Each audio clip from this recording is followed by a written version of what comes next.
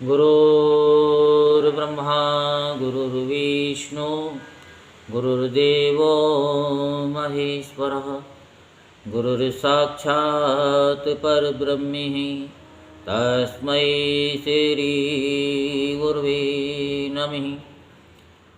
ॐ गजाननं भूतगणादिसेवितं कपितजम्बुफलचारुभक्षणम् उमासुतं शोकविनाशकारिकं नमामि विघ्नेश्वरपादपङ्कजं। सच्चिदानन्दरूपाय विश्वोत्पत्त्यादिहेतवे तापत्रे विनाशाय श्रीकृष्णाय वयं नुमः।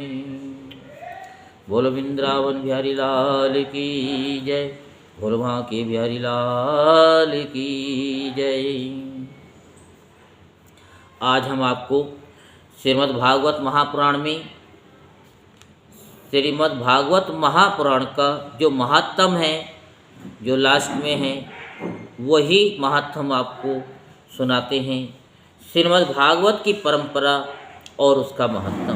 तो आप सभी मन को एकाग्र करते हुए शांतिपूर्वक कथा को श्रवण करेंगे और अपने जीवन के कलेशों को दूर करेंगे।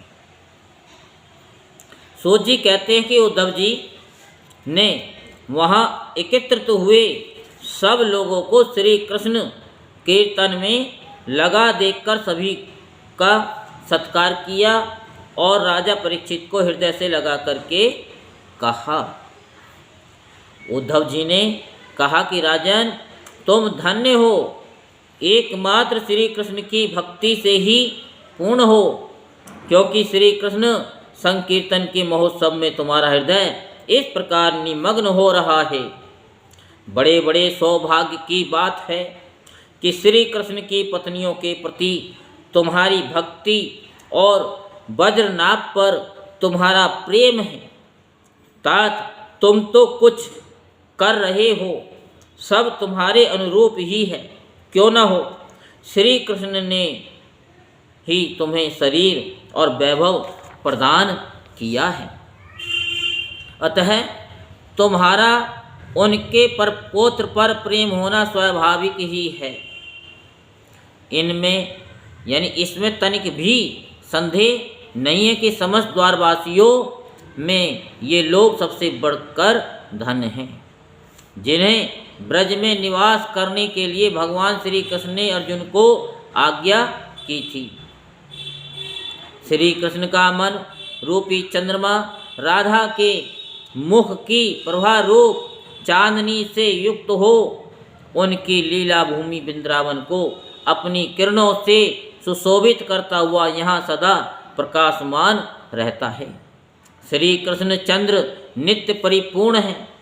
प्राकृत चंद्रमा की भांति उनमें वृद्धि और क्षय रूप विकार नहीं होते।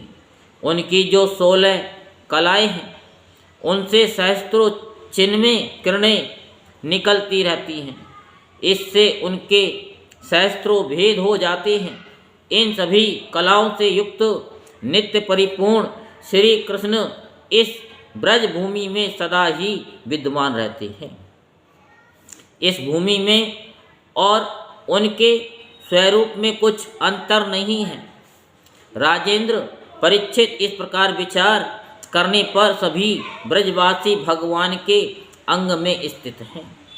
शरणागतों का भय दूर करने वाले जो ये वज्र है, इनका स्थान श्री कृष्ण के दाहिने चरण में है।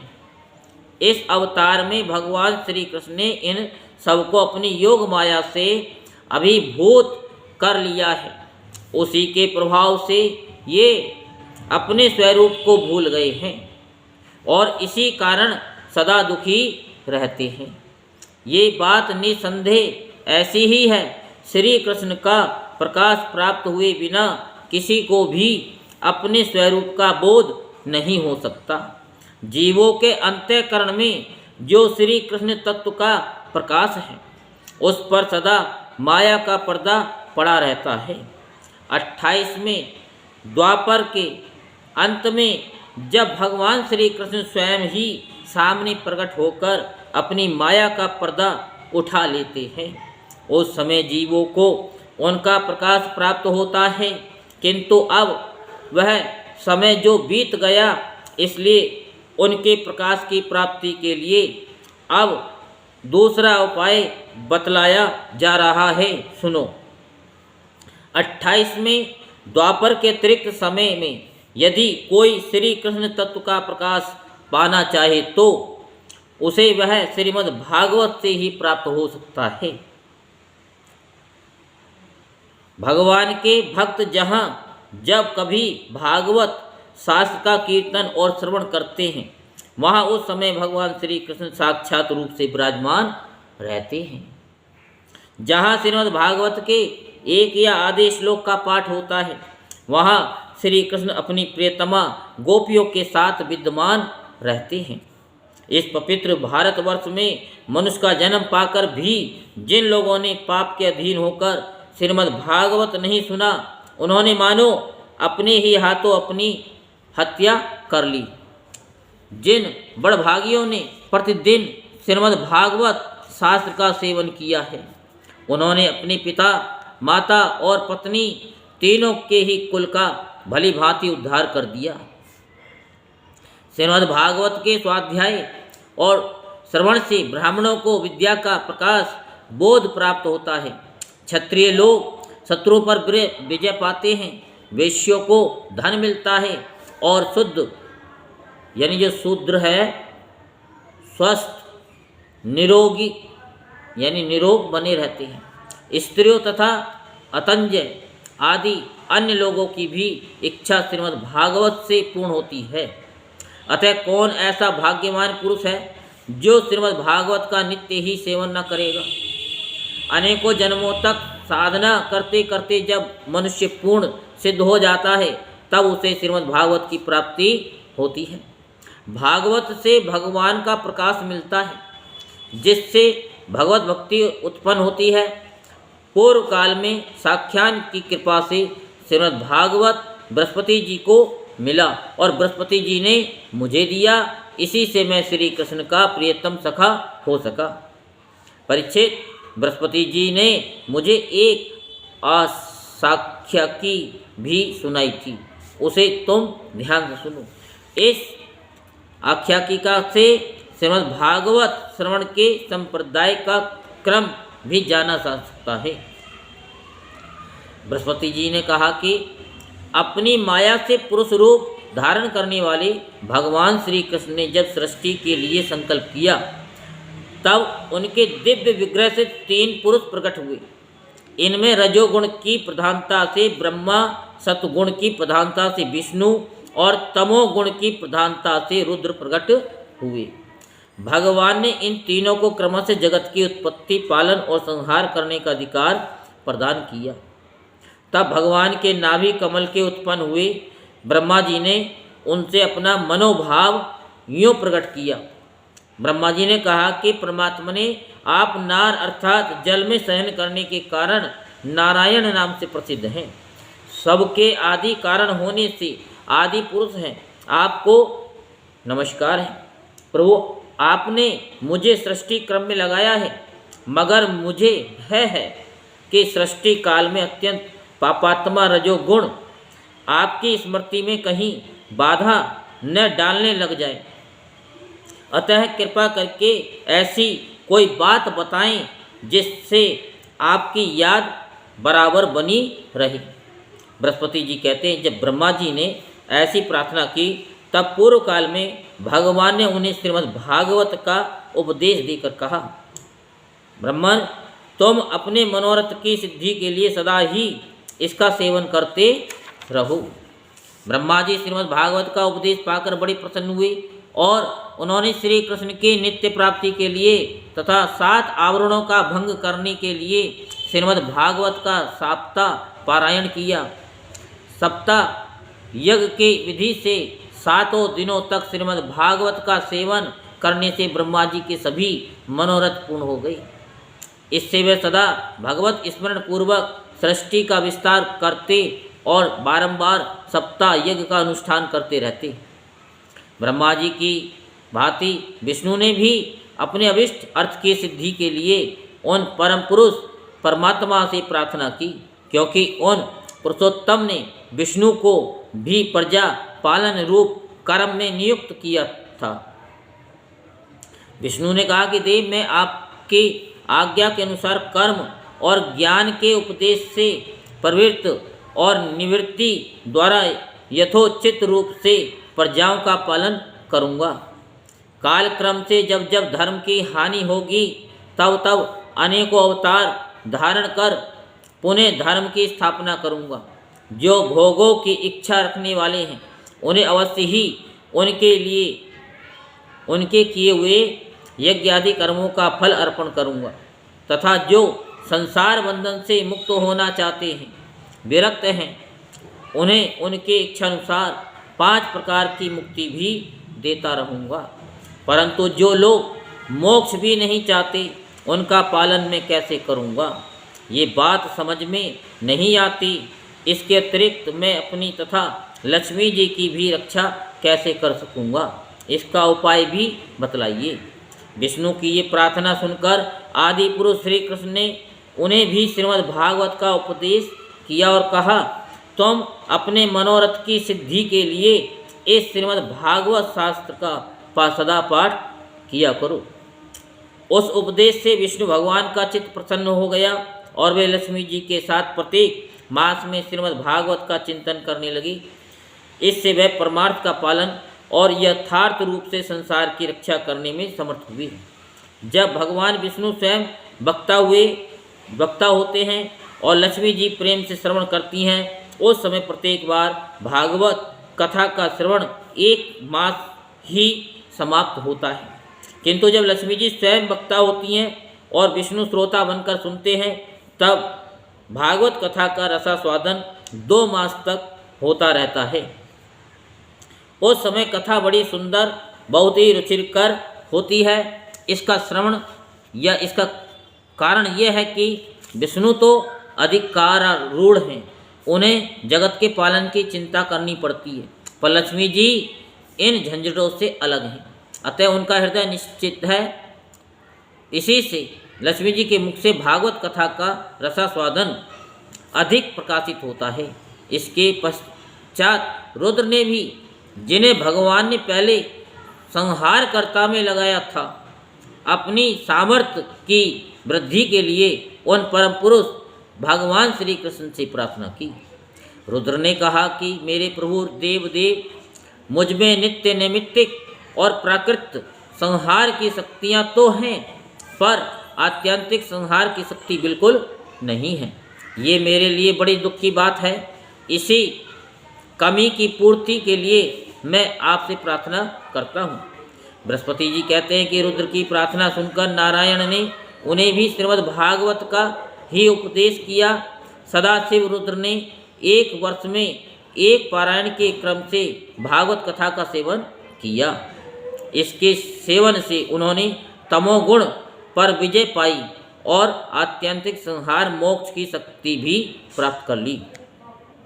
उद्धव जी कहते हैं कि श्रीमद् भागवत के महात्म के संबंध में ये आख्या की का मैंने अपने गुरु श्री बृहस्पति जी से सुनी और उनसे भागवत का उपदेश प्राप्त कर उनके चरणों में प्रणाम करके मैं बहुत ही आनंदित हुआ। तत्पश्चात भगवान विष्णु की रीति स्वीकार करके मैंने भी 1 मास तक श्रीमद् भागवत कथा का भली भांति रसास्वादन किया। उतने से ही मैं भगवान श्री कृष्ण का प्रियतम सखा हो गया। इसके पश्चात भगवान ने मुझे ब्रज में अपनी प्रियतमा गोपियों की सेवा में नियुक्त किया। यद्यपि भगवान अपने लीला परिकरों के साथ नित्य विहार करते रहते हैं, इसलिए गोपियों का श्री कृष्ण से कभी भी वियोग नहीं होता।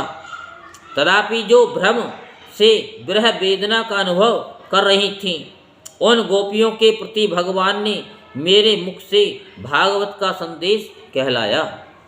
उन संदेश को अपनी बुद्धि के अनुसार ग्रहण कर गोपियाँ तुरंत ही विरह वेदना से मुक्त हो गई। मैं भागवत के इस रहस्य को तो नहीं समझ सका, किंतु मैंने उसका चमत्कार प्रत्यक्ष देखा है। इसके बाद समय के बाद जब ब्रह्मादि देवता आकर भगवान से अपने परम धाम में पधारने की प्रार्थना करके चले गए, उस समय पीपल के वृक्ष की जड़ के पास अपने सामने खड़े हुए मुझे भगवान ने श्रीमद् भागवत विषयक इस रहस्य का स्वयं ही उपदेश किया और मेरी बुद्धि में उसका दृढ़ निश्चय करा दिया। उसी के प्रभाव से मैं बद्रिकाश्रम में रहकर भी यहाँ ब्रज की लताओं और बेलों में निवास करता हूँ। उसी के बल से यहाँ नारद कुंड पर सदा स्वेच्छानुसार विराजमान रहता हूँ। भगवान के भक्तों को श्रीमद् भागवत के सेवन से श्री कृष्ण तत्व का प्रकाश प्राप्त हो सकता है। इस कारण यहाँ उपस्थित हुए इन सभी भक्तजनों के कार्य की सिद्धि के लिए मैं श्रीमद् भागवत का पाठ करूँगा, किंतु इस कार्य में तुम्हें ही सहायता करनी पड़ेगी। सूत जी कहते हैं कि ये सुनकर राजा परीक्षित उद्धव जी को प्रणाम करके उनसे बोले। परीक्षित ने कहा कि हरिदास उद्धव जी, आप निश्चिंत होकर श्रीमद् भागवत कथा का कीर्तन करें। इस कार्य में मुझे जिस प्रकार की सहायता करनी आवश्यक हो उसके लिए आज्ञा दें।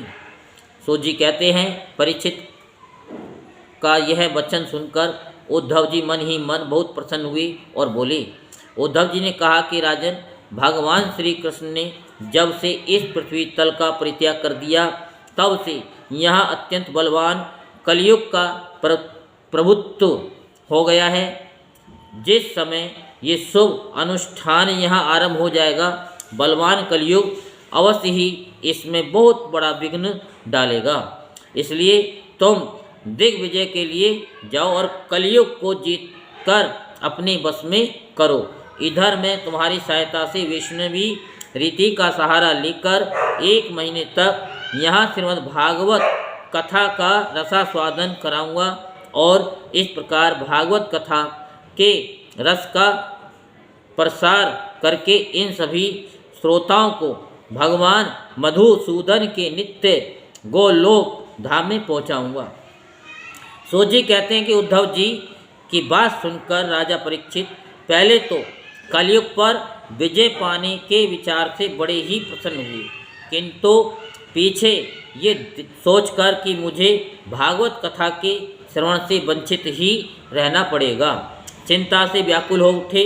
उस समय उन्होंने उद्धव जी से अपना अभिप्राय इस प्रकार प्रकट किया। राजा परीक्षित ने कहा कि हे तात, आपकी आज्ञा के अनुसार तत्पर होकर मैं कलयुग को तो अवश्य ही अपने वश में करूँगा, मगर श्रीमद् भागवत की प्राप्ति मुझे कैसे होगी? मैं भी आपके चरणों की शरण में आया हूँ, अतः मुझ पर भी आपको अनुग्रह करना चाहिए। तो सूत जी कहते हैं कि उनके इस वचन को सुनकर उद्धव जी पुनः बोले। उद्धव जी ने कहा कि राजन, तुम्हें तो किसी भी बात के लिए किसी प्रकार की चिंता नहीं करनी चाहिए, क्योंकि इस भागवत शास्त्र के प्रधान अधिकारी तो तुम ही हो। संसार के मनुष्य नाना प्रकार के कर्मों में रचे पचे हुए हैं। ये लोग आज तक प्राय भागवत श्रवण की बात भी नहीं जानते। तुम्हारे ही प्रसाद से इस भारतवर्ष में रहने वाले अधिकांश मनुष्य श्रीमद् भागवत की कथा की प्राप्ति होने पर शाश्वत सुख प्राप्त करेंगे। महर्षि भगवान श्री सुखदेव जी साक्षात नंदनंदन श्री कृष्ण के स्वरूप हैं। वे ही तुम्हें श्रीमद् भागवत की कथा सुनाएंगे, इसमें तनिक भी संदेह की बात नहीं है। राजन, उस कथा के श्रवण से तुम ब्रजेश्वर श्री कृष्ण के नित्य धाम को प्राप्त करोगे। इसके पश्चात इस पृथ्वी पर श्रीमद् भागवत कथा का प्रचार होगा। अतः राजेंद्र परीक्षित, तुम जाओ और कलयुग को जीतने पर अपने बस में करो। तो सूत जी कहते हैं कि उद्धव जी के इस प्रकार कहने पर राजा परीक्षित ने उनकी परिक्रमा करके उन्हें प्रणाम किया और दिग्विजय के लिए चले गए। राधे राधे।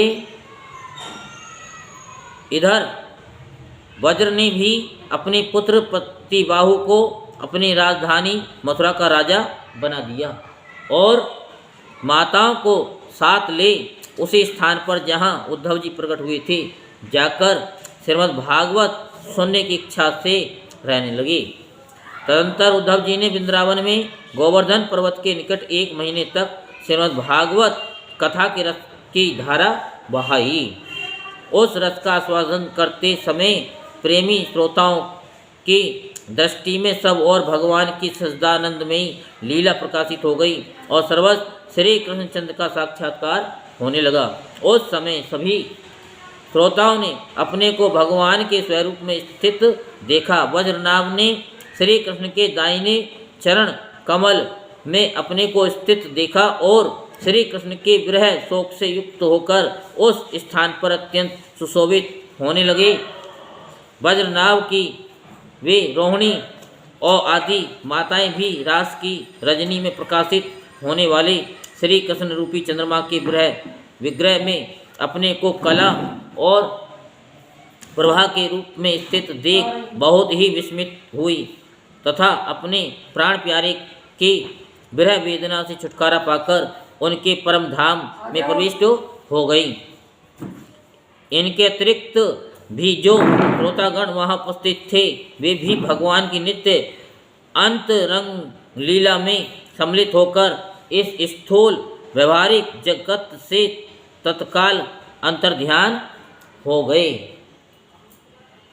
वे सभी सदा ही गोवर्धन पर्वत के कुंज और झाड़ियों में, वृंदावन, काम्य वन आदि वनों में तथा वहाँ की दिव्य गौओं के बीच में श्री कृष्ण के साथ विचरते हुए अनंत आनंद का अनुभव करते रहते। जो लोग श्री कृष्ण के प्रेम में मग्न हैं उन भावुक भक्तों को उनके दर्शन भी होते हैं। सोजी कहते हैं जो लोग इस भागवत प्राप्ति की कथा को सुनेंगे और कहेंगे उन्हें भगवान मिल जाएंगे और उनके दुखों का सदा के लिए अंत हो जाएगा। बोलो वृंदावन बिहारी की जय, बोलो वहाँ के बिहारी की जय। जय जय श्री राधे श्याम, जय जय श्री राधे श्याम, जय जय श्री राधे श्याम। कल हम आपको श्रीमद् भागवत का स्वरूप, प्रमाण, श्रोता, वक्ता के लक्षण, श्रवण विधि और महात्म आपको बताएंगे, इसलिए चैनल को सब्सक्राइब कर लें और कथा पसंद आई तो लाइक और कमेंट बॉक्स में राधे राधे जय श्री कृष्णा अवश्य लिखें और शेयर करना ना भूलें।